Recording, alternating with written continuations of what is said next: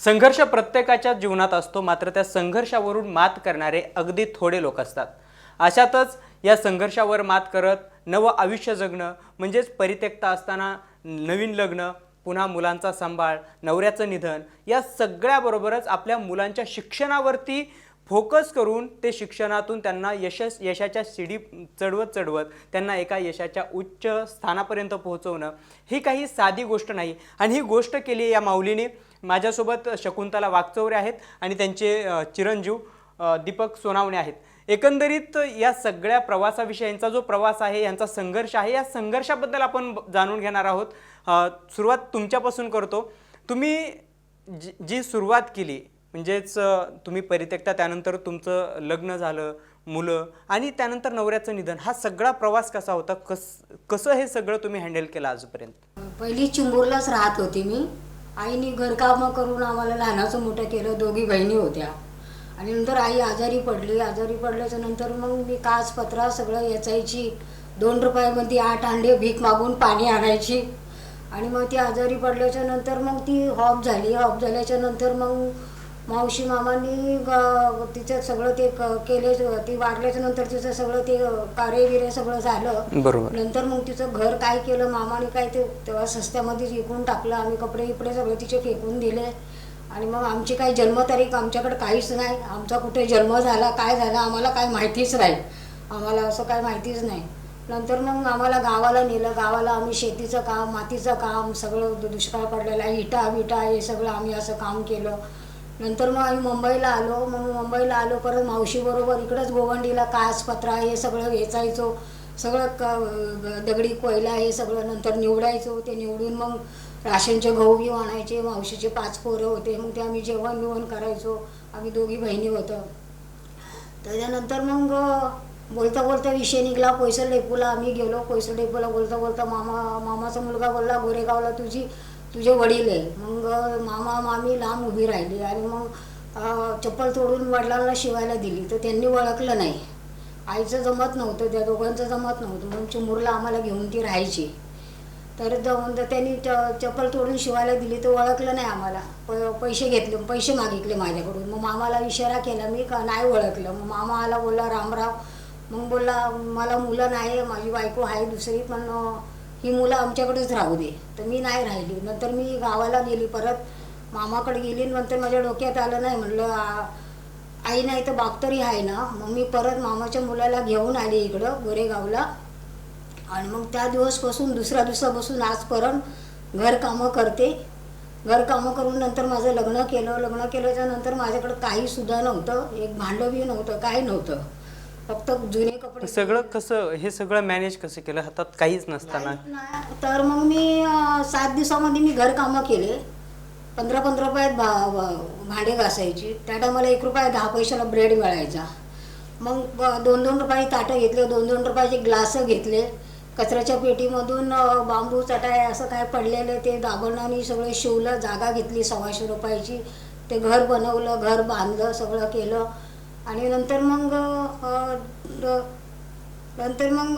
वडिलांनी लग्न बिग्न सगळं माझं केलं, सगळं घर केलं. मग नंतर 4 वर्ष माझे गेले चांगले. नंतर मग त्या नवऱ्याला माझी TB झाली, ते ऑफ झाले. ते 3 वर्षाचा मुलगा होता, मुलगी होती, तोंडात आला होता, काय करू. हां, तर ती मग नंतर मग 4 वर्षांनी मी दुसरं लग्न केलं.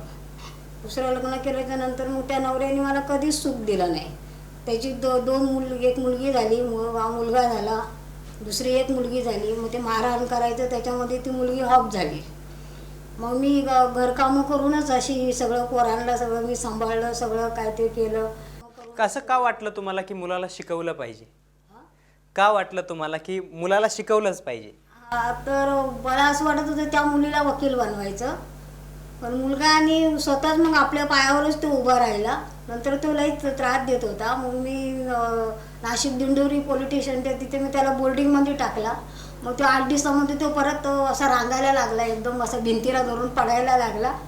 तो खूप त्रास द्यायचा. म्हणलं बेवडे फिवडे होणार, काय होणार, म्हणून याला मी 15वीपर्यंत बोर्डिंगमध्ये टाकते. तिकडं टाकलं तर तो खूप रडायला लागला. तिकडून फोन आले, तुमच्या मुलाला येऊन घेऊन जावा. मग त्याच्यानंतर तो सुधारला, मग चांगला सुधारला तो. काय हे सगळं घडलं आणि त्यानंतर तुम्ही अचानक म्हणजे बोर्डिंगमध्ये टाकलं, तिथून ह्या सगळ्या गोष्टी तुम्हाला नको होत्या, तुम्ही आणि त्यानंतर हे शिक्षणाकडे वळण्याचं कारण, त्याचं मोटिवेशन काय? एकतर तिचा संघर्ष जो न कळणाऱ्या वयामध्ये थोडाफार कळत होतं, दिसत होतं.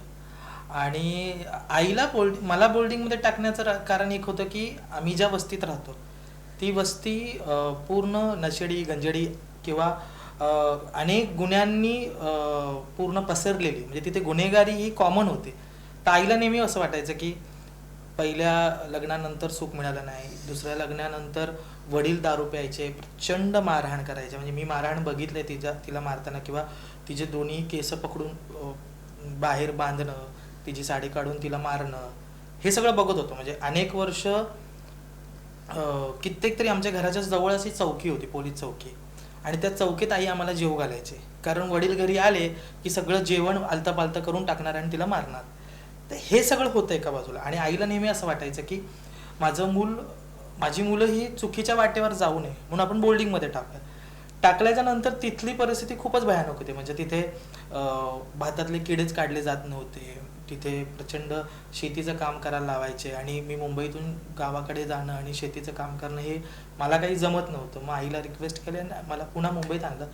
मुंबईत आणल्याच्या नंतरचा एक वेगळा संघर्ष सुरू झाला की नाही, शिक्षणात गोडी नव्हती, म्हणजे शिक्षण हे आवडत नव्हतं, आणि सतत काहीतरी डोक्यात वेगळं सुरू असायचं. आणि त्या सगळ्या वेळी शाळेच्या वयामध्ये एकदा एक असा ॲक्सिडेंट झाला की चाइल्ड सेक्शुअल अब्यूज झालं माझं. आणि त्या चाइल्ड सेक्शुअल अब्यूजला मी सांगू शकलो नाही की मला काय झालं आहे माझ्यासोबत. मग काही वर्ष सायकेट्रिकच्या गोळ्या सुरू झाल्या, आणि मग सायकेट्रिकच्या गोळ्या सुरू झाल्याच्या नंतर मग त्या गोळ्या सतत घेणं, मग थोडंफार हसणं. म्हणजे आईला असं तेव्हाही असं वाटायचं की दोन्हीही आयुष्यातले जोडीदार सोबत नाही, आणि मुलगा आहे पण तो सायकेट्रिकच्या गोळ्या खातोय, बहीण सायकेट्रिकच्या गोळ्या खाते, आणि मोठी बहीण होती. आणि हे सगळं करत असताना एकतर तिच्या डोक्यात किंवा तिच्या विचारांमध्ये कुठेतरी इक्वॅलिटी खूप होती की महिला आणि पुरुषांना समान संधी मिळाली पाहिजे. कारण ती गोरेगावात राहिली, आणि गोरेगाव एका काळी समाजवाद्यांचा बालेकिल्ला होता. बरोबर. आणि त्यावेळी ती ज्यांच्याकडे काम करायचे ते सगळे समाजवादी विचारसरणीतले लोक होते. त्यामुळे तो एक कळत नकळत तो विचार तिच्या विचारांमध्ये आला होता. त्यामुळे मग तिला नेहमी असं वाटायचं की मुलांनी शिकलं पाहिजे, कारण ती ज्यांच्याकडे बघते, ज्यांच्या कामावर, म्हणजे ती ज्यांच्याकडे काम करते एवढा वर्ष, म्हणजे आज 50 वर्ष झाली काम करते, तर ते सगळे शिकणारी मुलं आहेत. आणि शिक्षण हे तिला कळत होतं की शिकलात की हे यांच्या पायावर उभं राहू शकतं. आणि त्याच काळामध्ये गोरेगावच्या साती चंदूबाई मेहता समाजसेवा प्रतिष्ठान ही संस्था, मला 9वीला असताना त्यांच्या मी संपर्कात आलो. आणि जे अभ्यासात कच्चे आहेत आणि शाळेत जास्त शिकवलं जात नाही महानगरपालिकेच्या, त्यावेळी मग आईच्या परवानगीने मग त्या संस्थेत मी गेलो. आणि तिथे व्यक्तिमत्व विकासाचे शिबिर असतील, माझ्यातल्या बोलण्याची क्षमता वाढवणं असेल, वाचन असेल, जादा वर्ग घेणं असेल, वेगवेगळ्या शिबिरांना जाणं असेल, आयक्यू टेस्ट असेल, आणि साती चंदूबाई मेहता समाजसेवा प्रतिष्ठानमुळे अनेक महाराष्ट्रातले तज्ज्ञ लोक मिळत गेले. आणि मग आईचं नेहमी होतं की तूच गेलं पाहिजे तिकडे, ती सगळी चांगली मंडळी आहे. आणि मग त्याच्यात जाता जाता त्या शिबिरात घडलो, आणि मग शिक्षणाची गोडी झाली. म्हणजे आईचा संघर्ष, त्यानंतर माझा एक संघर्ष, एक शिबिर, छोटासा क्लू मिळाला आयुष्याला की शिबिर, आणि शिबिरातून आयुष्य घडत गेलं. असं म्हटलं तर वावगं ठरणार नाही. त्यामुळे मग काय झालं की मी कोण आहे हे मला स्वतःला तिथे कळालं. आणि दुसरी गोष्ट की शिबिरात गेल्यामुळे त्याच्यातून साने गुरुजी राष्ट्रीय स्मारक, केशव गोरे स्मारक ट्रस्ट संस्था मिळत गेल्या, संस्थांमध्ये चांगली काम करणारी मंडळी मिळाली. आणि सायकेट्रिकच्या गोळ्या मग फेकून दिल्या, आणि त्या आजगतीत नाही. आणि मग तिथून एक बालप्रफुल्लता नावाची संस्था भेटली, त्यांच्यासोबत मुलांच्या प्रश्नातून काम करू लागलो. आणि मग BSWचं शिक्षण कळालं. आणि खरं तर रायगड जिल्ह्यातल्या आपल्या सगळ्यांना उल्का महाजन माहिती असते, आणि मग उल्काताईंनी मला साने गुरुजी राष्ट्रीय स्मारकातल्या युवा छावणीत BSWची माहिती दिली. आणि मी म्हटलं की हे क्षेत्र तर मला आवडतंय, आणि लोकांना मदत करणं असेल, समाजकार्याचं, तर मग BSW करण्याचा निर्णय घेतला. आणि मग BSW झाल्यानंतर पुन्हा एक आपण असं विचार करतो साधारणतः की एक गोष्ट मिळाली मला, मी माझ्या आयुष्यातलं एक एक टप्पा अचीव केलाय, आता पुन्हा तुम्हाला LLB का करावीशी वाटली? त्याच्यातले दोन कारण आहे की एकतर बाललैंगिक शोषण हे लहानपणापासून बघत आलो होतो. दुसरी गोष्ट की आईला जी मारहाण होत होती ती लहानपणापासून बघत होतो, आणि आईसारख्या अनेकांना मारहाण होते वस्तीमध्ये, तेही लहानपणापासून बघत होतो. इथली शोषण व्यवस्था बघत असताना ह्याला चॅलेंज कसं करायचं. BSWचं शिक्षण हे समाजकार्याचं पदवी शिक्षण आहे, आणि कॉलेज ऑफ सोशल वर्कमध्ये घेत असताना मला लक्षात आलं की कायद्याचं ज्ञानही त्याला तेवढंच असणं खूप गरजेचं होतं. आणि मग बाललैंगिक शोषणाचे, डोमेस्टिक व्हायलन्सचे किंवा ट्रान्सजेंडरच्या मुद्द्याला धरून जेव्हा मी आज काम करतोय, तेव्हा कुठे ना कुठे कायद्याची चौकट आणि कायद्याचा अभ्यास असणं गरजेचं होतं. आणि एका बाजूला आईला नेहमी असं वाटायचं की मोठ्या बहिणीने LLB करावी, तर तिचं तर इंटर रिलिजन मॅरेज झालं आणि ती तिच्या संसारात आहे. पण मी म्हटलं की मग BSW नंतर मास्टरला न जाता LLB करावी, आणि LLB करून ती LLB मागच्या वर्षी पूर्ण केली, आणि यावर्षी फीज अभावे सगळे रिझल्ट रखडले होते. पण यावर्षी सनद मिळाली आणि ती सनद आईच्या हातात दिली. काय वाटतात, मुलांनी पहिली पदवी BSWची तुमच्या हाती दिली, दुसरी पदवी सुद्धा LLBची सनद सुद्धा तुमच्या हाती दिली, आता तिसरी MA ची सुद्धा देणार आहेत. मुलाचा हा सगळा प्रवास बघून काय वाटतंय? चांगलं वाटतं ना, सगळं चांगलं केलं त्यांनी. काय एकंदरीत अशा पद्धतीने तुमच्या मुलासारखीच लाखो मुलं या महाराष्ट्रामध्ये, त्यांच्यासाठी तुमचा काय संदेश असेल? जे माझ्या मुलांनी केलं तेच त्यांनी केलं पाहिजे ना. नक्कीच. आणि एवढं सगळं हे तर एक बाजूला हे शिक्षणाचा टप्पा आहेच, दुसऱ्या बाजूला आणखी एक महत्त्वाची गोष्ट, सामाजिक कार्यसुद्धा तुम्ही करत आहात, आणि त्यातलाच एक महत्त्वाचा टप्पा आत्ताच तुम्ही मगाशी आपल्या चर्चेमध्ये सांगितला, तो म्हणजे तुम्ही ज्यांना प्रशिक्षण देता त्या महिलांची अमेरिकेतल्या फॅशन शोसाठी निवड झालेली. काय एकंदरीत हे सगळं, आणि सध्या व्यवस्थेने तुम्हाला कशी आडकाठी आणलेली? एकतर 2019 मध्ये मी भाकर फाउंडेशन संस्थेची स्थापना केली. भाकर फाउंडेशनच्या माध्यमातून वस्तीतल्या मुलांसोबत बालकांचे हक्क, बाललैंगिक शोषण सोबत ट्रान्सजेंडरचे हक्क, असंघटित कामगारांचे हक्क आणि त्यांच्या वेगवेगळ्या मुद्द्याला धरून तिथे भाकर फाउंडेशन गोरेगावमध्ये काम करत आहे. त्याचाच एक भाग भाकर फाउंडेशन सोबत त्या विभागातल्या महिलांना फेम एम्पॉवरमेंट फाउंडेशनच्या मदतीने फ्री शिलाई क्लासेस दिले जातात. आता हे शिलाई क्लासेस फ्रीमध्ये सुरू झाले आहेत, आणि त्याच फेम एम्पॉवरमेंट फाउंडेशनचं 29 सप्टेंबरला न्यूयॉर्कमध्ये फॅशन शो होणार आहे.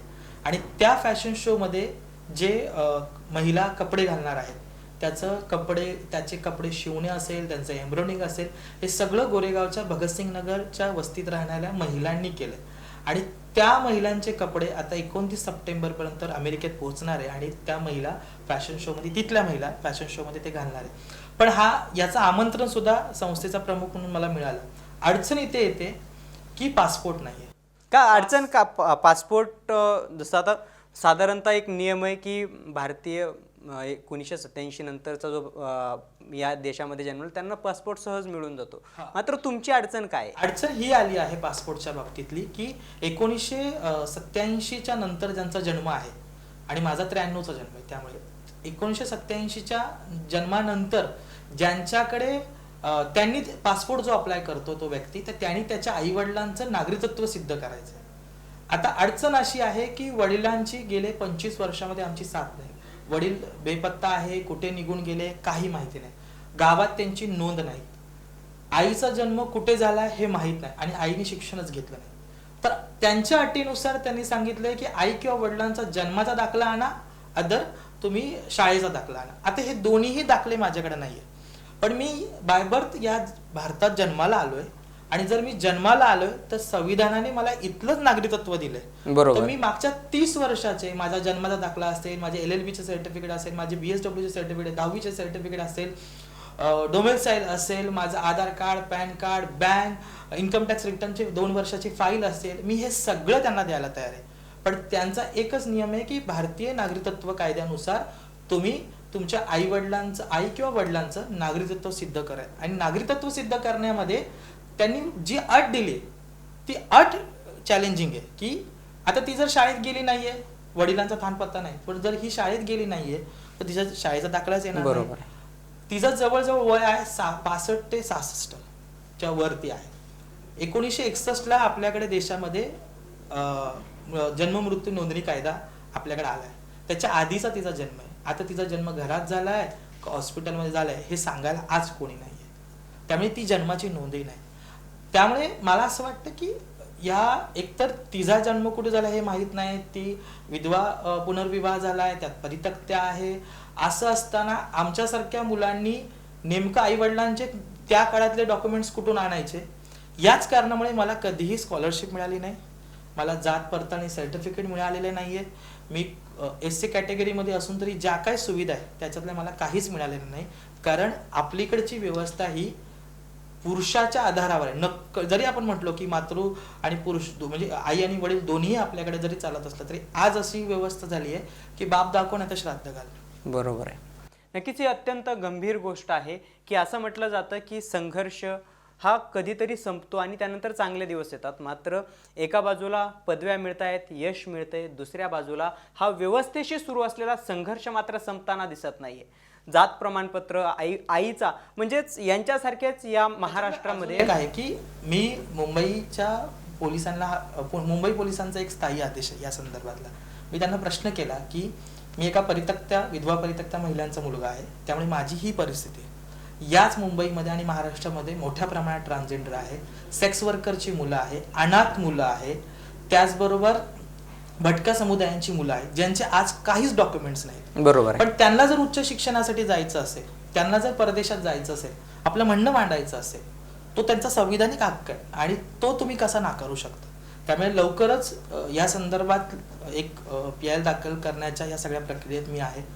कारण हे तर त्यांनी जर आता थोडे दिवस आम्ही वाट बघतोय की त्यांनी आम्हाला किमान पासपोर्ट द्यावा. मी अर्ज केलाय, नाही दिला तर त्याचं कारण जर हे नागरिकत्व सिद्ध करता आलं नाही असं जर त्यांनी कारण दिलं मला त्यांच्या स्थायी आदेशानुसार, तर मी त्या विरोधात न्यायालयात जाणार. नक्कीच ही लढाई मग अजून मोठी होईल. आणि मग म्हणून मी मॅक्स महाराष्ट्राच्या माध्यमातून असे अनेक मुलं या देशात आहेत आणि महाराष्ट्रात आहेत, त्यांना किमान विनंती करतो की हा जो स्थायी आदेश आलाय त्या मुंबईचा स्थायी आदेश आहे जो नागरिकत्व कायद्याच्या अंतर्गत आलाय त्याला आपल्याला विरोध करावा लागणार आहे. कारण नाही तर आपण परदेशात जाऊ शकणार नाही. नक्कीच या सगळ्या गोष्टींचा विचार केला तर व्यवस्था तुम्हाला कायम पिडताना दिसते.